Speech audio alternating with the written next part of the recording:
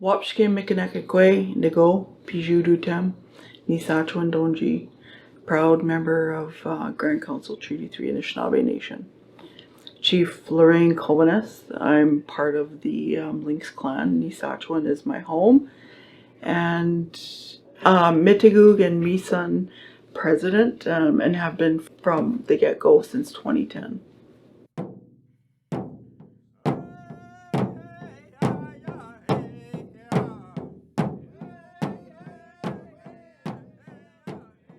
You've been great at creating knowledge, awareness, community, and capacity. Miisun is a success story in that way in terms of the capacity that you're creating by working with so many communities and those conversations that happen as it relates to sustainable forest management and their values as well. It's 100% First Nation owned, Yes. right? And talk to me when it started, how many communities you worked with, and today how many communities you work with. Well, originally we started with 3, right? The 3 of us that were negotiating, that were doing everything. We're talking, some of the guys were fishing, and we had these conversations. And when we actually formalized ourselves, there was 4 at the end of the day with the communities. And we now have grown to 8. We do the Kenora Forest very well, but we've also do the management within the Whiskey Jack. So we're growing, and our vision has always been from the get-go to expand the model into all of Treaty 3, right? Okay. To work all collaboratively within the industry and expand Miitigoog and expand Miisun into 28 other communities. And you're really building a successful partnership with those 8 First Nation communities that you're working with, which is wonderful.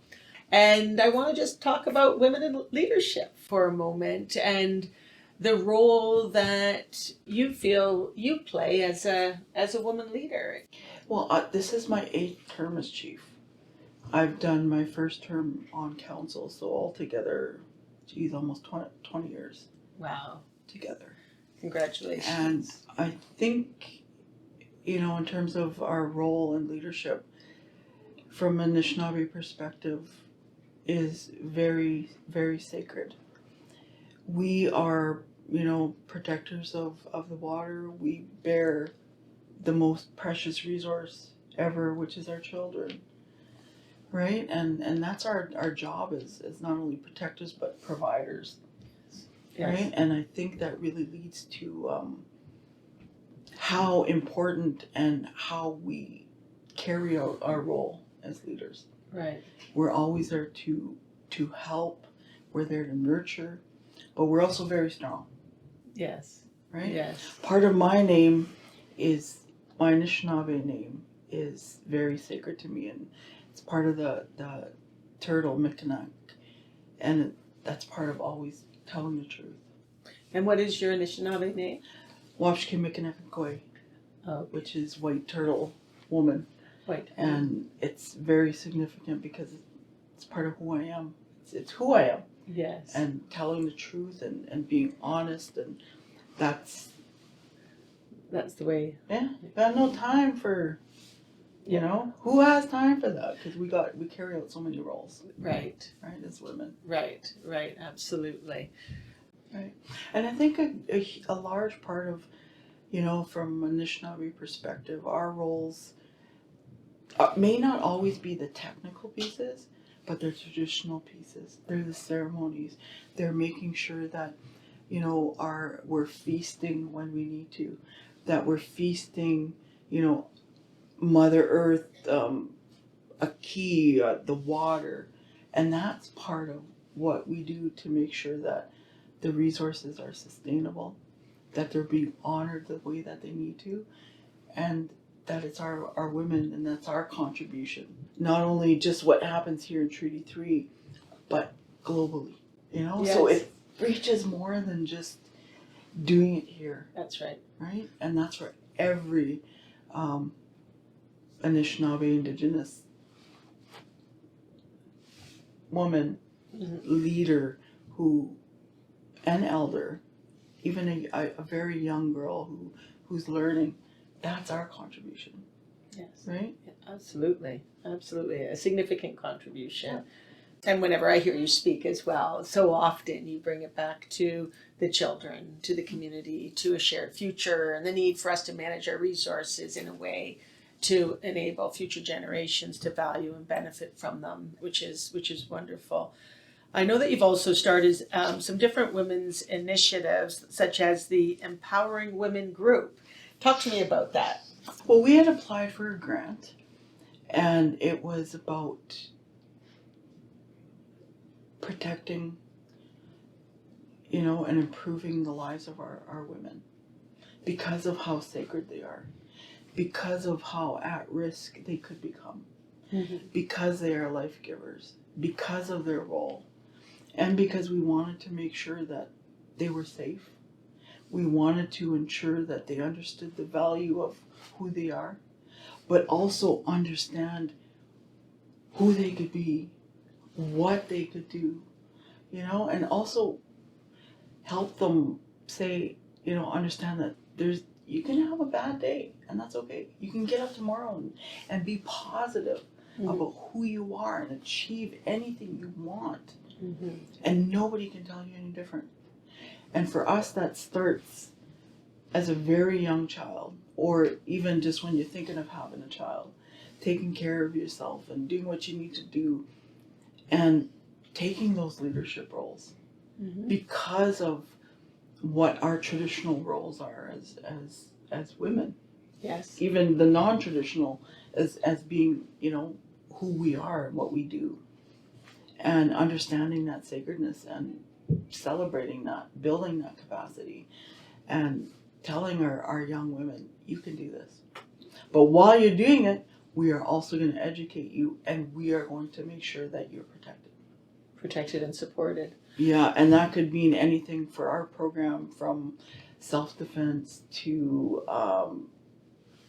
anything with mental health, just caring for yourself. Going out and having a spa day. Yes. Right? Care. And bringing our women together and supporting that. That also led us to understand and know that we need to nurture our men as well. We need to build up their capacity so that they're coming back as their positions in the community as warriors, and being able to help protect our women, our girls, right? Yes. And start it off young. Yes. Because we've lost. I'm not going to say it's totally gone, but we've lost that, and we need to bring those relationships back together, so that we are creating healthy families. Right. Right. Well, no, that's empowering. You spoke a little bit earlier on this theme about women and self-care and the need to care for their kids, but then there's also the need for women to care for community. And then there's also someone like you who's a leader.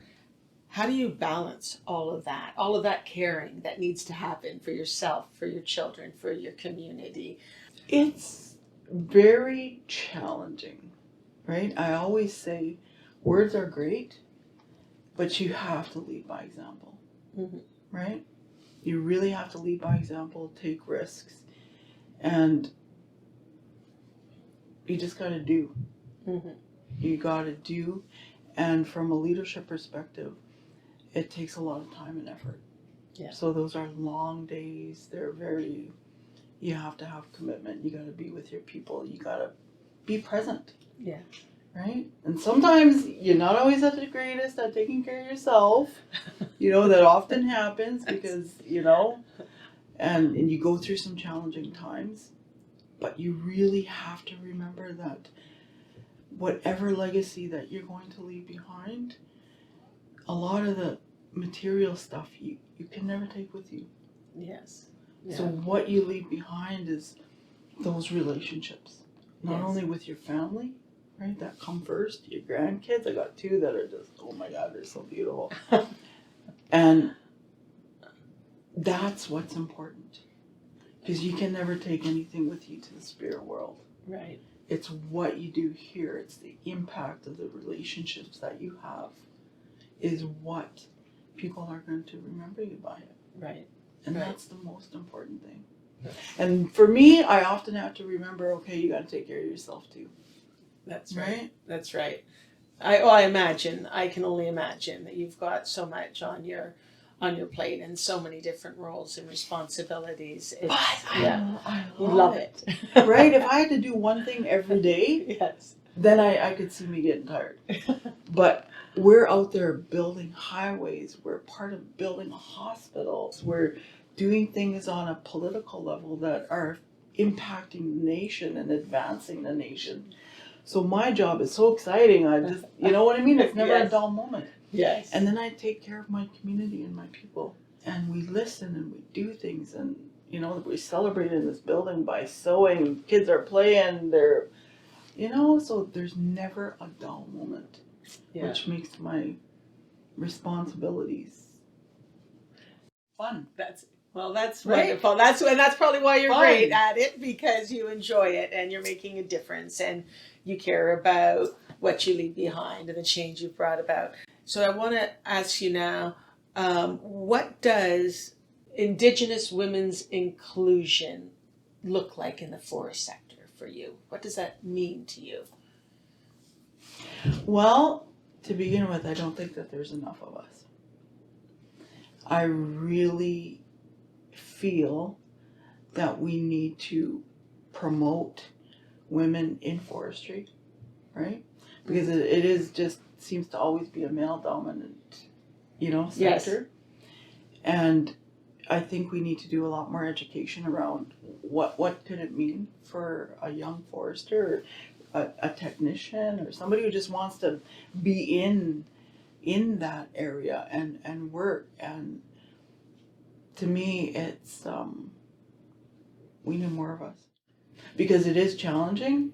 And I do find that when you see women in the room around forestry, it's like, you know, we walk in and they're like, you know, Yes. and they're like, what? Like, you know, and it's taken me a long time to understand and learn, but I've had to make a real concerted effort, you know. That's and right. We really need to focus on at a very young age.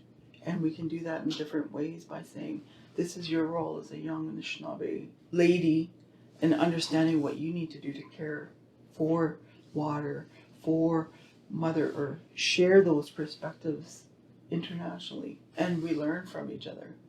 And we really have to promote, you know, it's fun. That's right. It's fun if you like going out there and you can stop and, you know, while you're in the bush, you can pick a blueberry. Right? Come back and make some jam or something if that's your thing. Yes. Right? Yes. No, that's so true. Well, it's across the board. We need more women in the forest sector. We need more Indigenous women in the forest sector. And part of coming here today and visiting you in your community is part of us building our relationship together as well.